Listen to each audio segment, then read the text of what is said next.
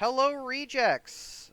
I am Driz TV. Thank you so much for clicking on this video. It's the first one I've ever put out. Today, we're going to be talking about the anniversary patch for Darktide. So, we're going to discuss the Fancy Pants new cinematic that plays at the when you first log in. I'm going to talk about the new map and mission, as well as a fun little new thing that they put in the game. And I'm going to finish it up by talking about the keystones for Veteran and then just kind of giving my overall thoughts on the patch. So without further ado, let's get into it, shall we? So first things first, I want to talk about we're going to get to the mission, we're going to get to the skill tree, all that. Two things that I want to give a shout out to, actually three things. I'm not going to read the entire patch notes because I don't want to be here for 3 hours. But I want to give a shout out to the fact that they did fix penances, because I know there were quite a few penances that were bugged, so you could not get them, which was a real pain in the ass, because some of them straight up block you from getting other completionist penances. So now that this has been opened up, uh, all you penance hunters out there will be able to complete your quarries, so that's good. Group buff icon setting. It's just a quality of life thing. It's letting you it's setting apart buffs so you know where they're coming from. Good change. I personally didn't really have any issues with the buffs, but if you were having issues with it, and this is gonna help you, great. Love to see it. Now, the other thing that I want to give a huge shout out to is voiceover. They added 50 new voice lines to the game just to kind of build more character, liven it up a little bit. I'm a huge fan of that. I love that they're adding new stuff into the game, new content, even if it's small stuff, just new voiceovers for me to listen to the character say. I love it. I'm a huge fan of it. Please never stop doing this. So at the beginning of the new update, once you log on, you are greeted with this absolutely fucking awesome cinematic, which shows the continuation of the battle for tertium. Unfortunately, at the beginning here, you're going to see all our Imperial Guard friends just getting fucking mowed down, but you know how it goes. The planet broke before the Guard did. And we are introduced to Captain Wolfer, our seemingly big bad for the time being. And the name Wolfer is somehow hilarious and badass at the same time, but I digress. He's addressing the people of Tertium. It's the same old chaos stuff. Ah, we were sheep and now we're free. We're gonna bring priests and prosperity and all that stuff. They just kind of gloss over the whole turning you into plague zombies thing. I mean, I would too. But what we're going to see here is two new story beats are being introduced to particularly this uh, anniversary update. The first is what are being referred to as stims. I can only assume that these are like combat drugs that the Mobians are giving their dudes to get them all juiced up to hell. That's going to be the focus of this mission that they're giving us this time. We also get introduced to the Karnak twins, who are two of Wolfer's head boys. I can only assume that the next mission is going to involve taking out the Karnak twins, which sounds fucking awesome. I would love nothing more than to do, a double boss fight, which is where, I get to fight both twins at the same time.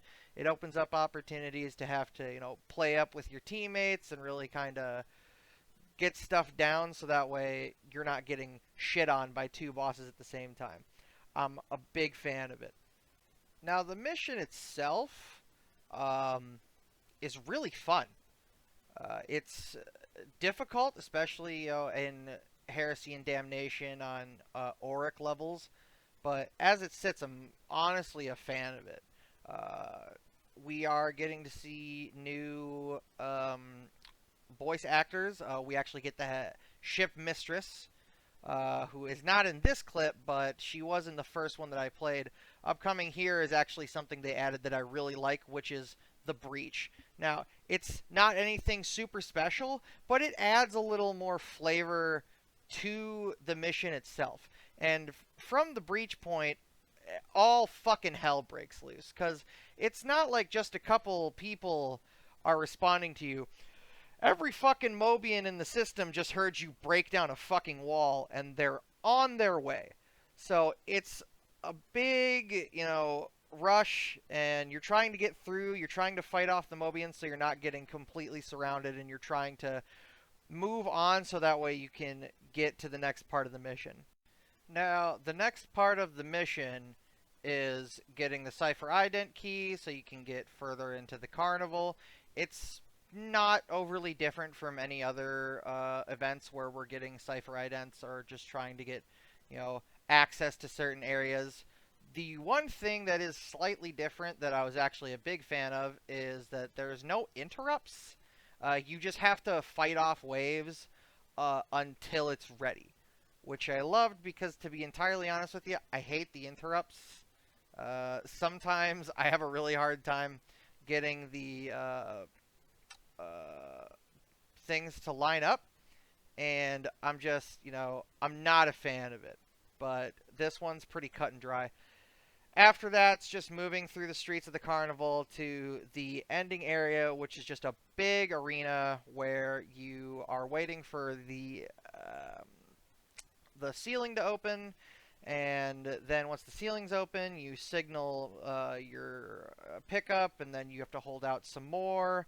There's a new mechanic that they're introducing to this specific area, which is where gates are opening up, and you have the opportunity to close them to kind of stop some spawns of the enemy, which is cool, but the only issue that I've had with it is that it's in a bit of a, like, cut off pit area, and when you're on Heresy or Damnation shock troop missions, a bunch of gunners are going to spawn, and they're going to turn your ass to fucking mincemeat. So that's the only problem that I've had with it, but it's not even like a problem with mission design. It's just a hurdle that you have to get over. So I'm a big fan of that so far. I have very little complaints with the missions. I had some audio bugging at the beginning of one of my missions where the voiceovers from the people on the ship, like Zola and the ship mistress and Lady Alice, were cutting out.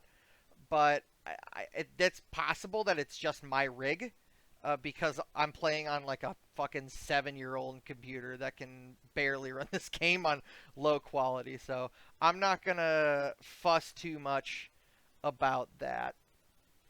So now that we've covered the mission, kind of just gone over it briefly, covered the cinematic, I'm going to go into the meat grinder, and we're going to go over the new keystones, which are an interesting bunch, to say the least. So up first, with the new keystones, we have Marksman's Focus. Initially, upon reading Marksman's Focus, I didn't like it. I thought it was bad. That was my knee-jerk reaction to it. I got into Meat Grinder. I fucked around with it a little bit. It's decent. It's, I would put it from decent to good based on what kind of player is using it. It is very much so a skill-based keystone. Far more than the other two. Marksman's Focus is going to be very dependent on whether or not you hit your shots. Because if you don't hit your shots and you're just a body shot Andy, sometimes much like myself, this is going to be more or less useless to you. However, if you're able to hit your shots and maintain hitting your shots, particularly in horde fights, you're going to have a decent time with this. The only issue I would have with using this, even if you are going to hit your shots, is that it really only seems good for weapons with a high ammo count. You're not going to want to run Marksman's Focus with a revolver or, a plasma gun or a bolter. I would recommend Weapon Specialist for that instead, and I would recommend more of a mixed style gameplay, which is probably what you're doing if you're running those three weapons anyway, except maybe the plasma gun. Anyway, basically what this does is you get 3 stacks on headshot kills or weak spot kills up to a max of 10. Now it doesn't say a max of 10 here, which is just it's just a mistake. So, but it is a maximum of 10. That actually is going to transition right into long range assassin. Long range assassin is going to be more or less mandatory for this keystone. There are some, keystones in which case the different branching options are good based on what you're going to want to do. I don't see a build where you don't take long range assassin.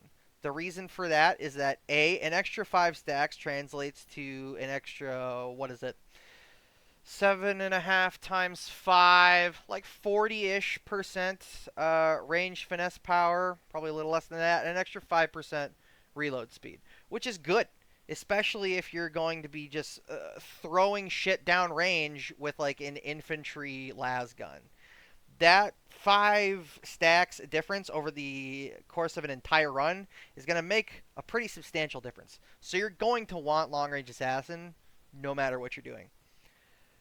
Chink in the armor is an excellent reason why you need long range assassin, because if you don't have it, this the uptime of chink in the armor decreases dramatically because it only works when you're at 10 stacks. Baseline marksman's focus is 10 stacks. So you either need to hit 10 stacks, hit 10 stacks and fucking stay there, or make your life easier and just take long range assassin. So you have a buffer of 5 stacks. So that's 5 stacks of worth of movement before you can no longer get the armor pen here. Again, this is going to be very much a skill-based keystone. It's going to depend on you as the player. So let's, for example, let's stack up my 10 weak spot kills. I'm just using your run-of-the-mill las pistol here because I like the mobility of it. But, I see plenty of people running las guns and whatnot. So, okay. So I have 15 stacks. So I'm in a horde fight. I hit one, I dash to the side, I go back. I'm trying to maintain distance between myself and everything else. Let's say I need to slide a little bit to dodge some shots. I'm losing some stacks, and then I go back, I get more stacks. As you can see here, I can't aim for shit. So personally, I'm probably not going to be using this keystone very much. But if you can manage your shots and manage your movement and just be aware of your general surroundings, you're probably going to have a pretty good time with this keystone. You're going to get a lot out of it. But if you struggle a little bit more with your shots, much like myself, you're probably going to want to be either just not taking a keystone, just getting less out of marksman's focus, or going with more of a mixed style and taking weapon specialist instead. And now, up next, we have focus target. Ah, Saltspire, you live on into the 41st millennia. So, Focus Fire is, for those of you who did not play Vermintide 2, very similar to an ability that the character of Victor Saltspire had, which is that he would ping out a special enemy and it would take bonus damage. So here we've got the same thing, but you have to be a little more selective. So you get 1 stack every 2 seconds, which is 10 seconds to max stacks at base. But if you take Focused Fire, it's 16 seconds to max stats. So it's not the fastest thing in the world. It's certainly not as flexible as the old Vermintide 2 ability is. But really, that's only going to be impactful for you if you're trying to use this on every single specialist and elite that you see, which is not necessary. You know, if you've got a Thunderhammer Zealot that's running down a gunner, you don't need to ping it. That Zealot's got that handled. This is going to be for more either just using it because you have it, or being a bit more picky with your targets so you can help your team get rid of crushers more easily, bulwarks, maulers, any ragers that are chasing down your psyker. That sort of stuff is what this is going to be more suited for. So first up, we've got target down is its modifier. Target down it's just team support. You know, it's nothing special, but it helps. It can help. Could potentially get you out of a tight situation if you're just getting absolutely mobbed and you guys are taking a lot of chip damage to your toughness and chip damage to your stamina because you're trying to not get hit by the 10 poxwalkers in front of you. Target down can be decently helpful. Focused fire, as I already covered a little bit, it's just taking the max from 5 to 8. It's good, but it's a trade-off, much like Voice of Command's trade-off of In Only Death Does Duty End. You get to do some cool shit with it, but you have to wait longer to do it again. Same basic concept. You get an extra 12% damage on the target, but you gotta wait an extra 6 seconds to do it. Now, that doesn't necessarily mean it's bad, because it will play into redirect fire, which is if an enemy target that you tag dies, you get 1.5% damage per stack that the enemy had. So if you take focused fire versus just having vanilla, focused fire is going to net you an extra 5.5 or 4.5% damage for 10 seconds. Not negligible, not great, but it could make a difference over the course of a run. Maybe that 4.5 takes a crit that wasn't going to kill a gunner and turns it into a crit that will kill a gunner. It's pretty useful, but I can see an argument for not wanting to take focused fire. It's going to be mostly up to you as the player. So up next, real quick, I'm going to show off the difference in the Mark does when taking down certain specialists and elites here in Meat Grinder, and to keep in mind that this is on Damnation difficulty. So this is the highest difficulty that you can reach. This is what it's going to be like in-game. I'm going to show it off in Meat Grinder now. So here we're going to test just how many shots it takes to kill without the mark on a crusher with this pistol at medium range. This is a pretty decent revolver, so just headshots. We have 1, 2, 3, 4, 5. 5 shots with 2 crits. So now let's mark him. 1, 2, 3. 3 shots with 1 crit. So there's potentially a pretty big upside to it, which is that you're killing crushers faster, which means that crushers are not fucking destroying you faster. So that's pretty cool. Here we've got a mauler. So, another somewhat difficult enemy to deal with, at least in Damnation, which again is what this Meat Grinder is on. So let's try with headshots here. We're going to go 1, 2, 3, 4, 5. 5 headshots with 1 crit, or with 2 crits, which, fun fact, is the exact same as what the Crusher is. So now let's mark him. We got 1, 2, 3. 3 headshots, 1 crit, so the impact that the mark has on the Mauler is essentially the same that it has on the Crusher. So another instance where, the mark can make a pretty substantial difference between you killing the Mauler before he gets to you, or you getting, smacked by the Mauler before you're able to put him down. We can try this again with body shots, because again, we're going to assume that, like me, we have boomer aim. So, body shots. We have 1, 2, 3, 4 body shots with 2 crits, which is not bad. Now we're going to mark. We're going to 1, 2, 3, 4. So, with body shots, it essentially makes very little difference, but we did, like, not crit on that one. So, I imagine if we crit, we probably do 3 body shots. Try one more time. 1, 2, 3.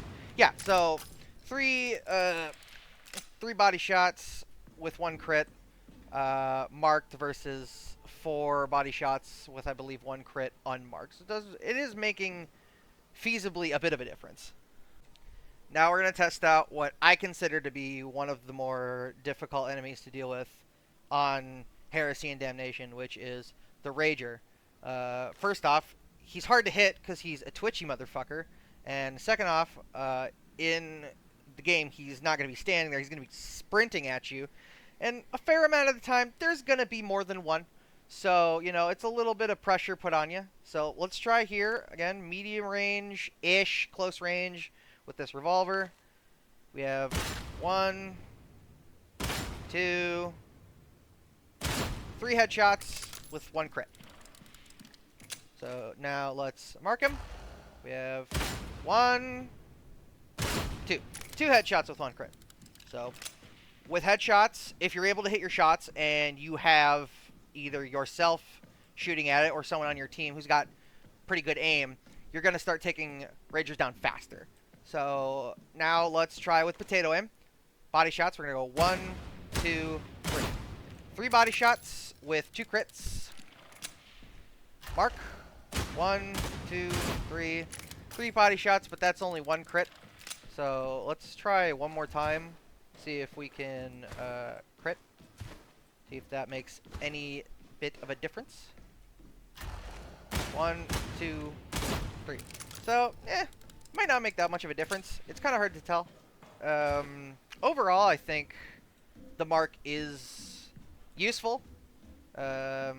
It harkens back to Saltspire, Warhammer 2, so it really does play into the flavor of, you being the squad leader, which I think is A, very helpful for taking down high priority targets, and B, also adds a layer of fun, because, who doesn't want to pretend to be the commissar? Which, is the whole point of the game, is to have fun. Oh boy. Last and most, I'm going to say, interesting and controversial, we have Weapons Specialist. So, someone made a little mistake somewhere along the line.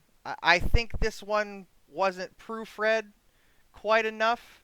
I'm not going to fault anyone on that because I suck at proofreading pretty much anything I do. I wouldn't be surprised if there's several issues in this video, so I'm not going to harp on it too much. I am going to point it out, however. First off, the very top is really hard to read. Gain range specialist on melee kills stacks 10 times. Gain melee specialist on range kill stacks 1 time. Take gain melee and just put it down a line. Give me a little bit of space. Times, parentheses, period, start over again. You have too much shit that I'm looking at. It's hard to read. It just kind of looks ugly. So if you just take gain melee and put it down a line, you give it some space, it looks nicer. It should read easier. When you wield your ranged weapon, you activate ranged specialist. So, you get 1 melee kill is 1 range stack. 1 range stack up to 10. 1 ranged kill is 1 melee stack, maximum of 1.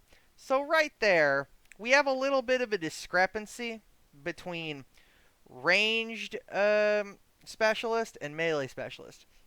It's a lot harder to activate ranged specialist meaningfully than it is to activate melee specialist meaningfully.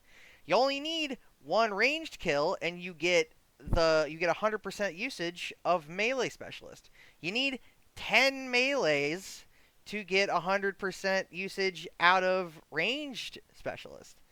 So one of two things should happen. Either increase the numbers here to a base rate and just have it the way that agile engagement works, which is you get a flat 25% to the other weapon when you kill with the current weapon. Align it with this. Instead of having it be 2% range attack speed and 33% ranged critical hit chance, which, holy shit, we're going to get to that, have it instead say ranged melee kills give ranged specialist 1 stack. When you equip your ranged weapon, you get 10% ranged attack speed and 333% increased ranged critical hits per stack. Which brings me into the second, what I believe is a bit of a fucky-wucky. There's a word missing here. It says, and 33% ranged critical hit chance. That, I'm mostly certain, is supposed to say increased ranged critical hit chance. What's the difference? Let's say you have 10% crit chance, and you activate this, and you get 100% increased critical hit chance. So you have 10, and you get 100% of 10, so you have 20. This would mean, if you change it to increased critical hit chance, upon 10 stacks, you get 333% increased critical hit chance. So you get about 3 times what your current crit chance is. Because how it's written right now, you should have 333% ranged crit chance, which you don't. I will show you exactly what I mean. If you look, I have 10 stacks of ranged specialist. My last pistol has a blessing on it that will set shit on fire when it crits. I'm going to switch to this, and I'm going to show you that I am missing crits. If it is supposed to be functioning as it's written, it's just not. Whereas if it's supposed to say increased critical hit chance, that makes more sense. Let's see. That's a crit. That's not a crit. You see, that was not 5 seconds between those two things, but that didn't crit. So I'm 1,000% certain that this is supposed to say 33% increased range critical hit chance. I'm certain it's a fucking honest mistake. It's not that big a deal. If they just, I don't know, hot fix in some grammar changes into weapon specialist, everything's fine. Now, the modifiers are where things get a little weird. I'm going to start with this side. Invigorated and conditioning ideally should be switched. Conditioning, activate melee specialist, grants 25% stamina cost reduction. That one should be up here. This one should be down here. Why? Activate melee specialist restores 20% stamina, which means that you have to go from your ranged weapon, missing stamina, into your melee weapon to regain stamina. Now, unless you're in the middle of a horde and you're running with your ranged weapon out, which, why are you doing that? You're not going to get anything out of here. However, if you have Deadshot, Deadshot drains your stamina when you're ADSing. If you're ADSing, you're shooting shit with your gun. Revolutionary idea, I know. And so, when you kill shit with your gun while ADSing with Deadshot, you gain melee specialist, but you're also draining your stamina. So, if you Deadshot, you drain your stamina, you swap to Invigorated, you gain 20% of that stamina back. You see what I'm talking about? Now, again, this is really only useful if you're taking Deadshot, whereas conditioning is always useful, which is why I think they should be switched. that's all I have to say about that. Again, I don't know jack shit about coding, so I'm not gonna say 100% that this is an easy fix, but it seems like one. If not, just let me know. Like I said, I'm not a programmer. I'm just a nerd who plays video games. Now, the modifiers to range specialist are a bit more interesting. Fleeting fire is mostly useless. I don't like it. That that's the end of that statement. I don't find it to be super useful. Always prepared, on the other hand, you can actually do some fancy shit with this. On originally reading this, I was like, this doesn't belong here. This should be on executioner stance. The way it was back in like beta before the class rework took away, because the way executioner stance used to work is when you swapped to your weapon, your range weapon, it was fully loaded. So it worked then the way that Ogren's ranged ability works now. I think that so my original thought is that should be there. But then I fucked around with it a little bit and I came to the realization of no, this is exactly where this belongs. I will show you in game right now. So I have my las pistol out. Let's say I'm fighting a horde and I get to about half. I get closed on. I start fighting shit. Let's say, let's pretend, use your imagination, pretend there's a lot more shit here. So then I'm blocking, something's gonna hit me, I dodge back, I switch real quick, and I reloaded some of my gun. Do it again, pretend that you're in the heat of battle, and you don't really have time to use your specialist, your melee weapon. Jesus Christ. You don't have time to use your ranged weapon right now. You need to slide to dodge some shots. If you swap weapons while you're sliding, you reload some more. Here, I'll show you. See, went from 37 to 44 that fast. So that particular modifier does actually have some neat stuff that you can do with it. But on the whole, I just feel like range specialist kind of sucks. I think that they should first off clarify how it actually is supposed to be working, which I'm pretty sure is increased ranged critical hit chance. And instead of it being a stack system the way it is, which is, range specialist has 10 stacks, whereas melee specialist only has 1, have it work the same way agile engagement does. You get a kill with a ranged weapon, melee becomes available. You get a kill with melee, ranged becomes available. That's a really easy change to make weapon specialist a lot better than what it currently is. Because right now it's really only good as a melee modifier. The ranged modifier kind of sucks. I digress. Overall, these two are really cool. I like how they are.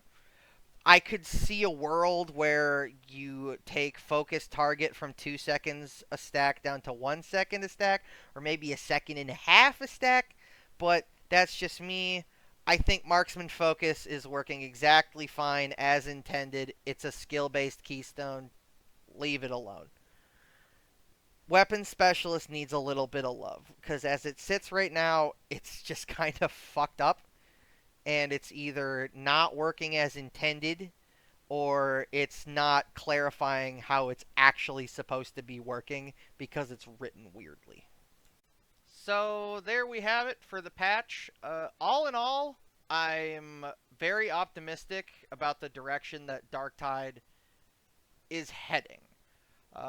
The class rework was a knockout patch. This patch is really great. The new mission is fun. The dialogue is interesting. The new keystones are 2/3 good, 1/3 a bit fucked up, but honestly, I feel like that's nothing that the guys over at Fatshark can't, patch up.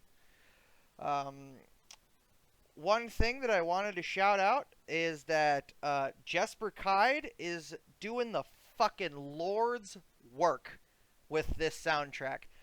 I am hyped every time combat starts in the Carnival. I'm hyped in the rest of the game too, but holy shit. This man is ascending humanity to create some of the most banging tracks I've ever had grace my ears. So, good job, Jesper Kide. Please continue to just serenade us with your fucking banging ass tracks. I want to thank everyone for watching. If there's anything that I didn't cover at all or didn't cover in depth enough that you think I should have, or if you have any opinions on the patch, the mission, the music, the keystones. I know the keystones have been rather controversial on Reddit, at least. Please leave a comment. Let me know what you guys think. And I will see you guys next time. Good luck out there, rejects.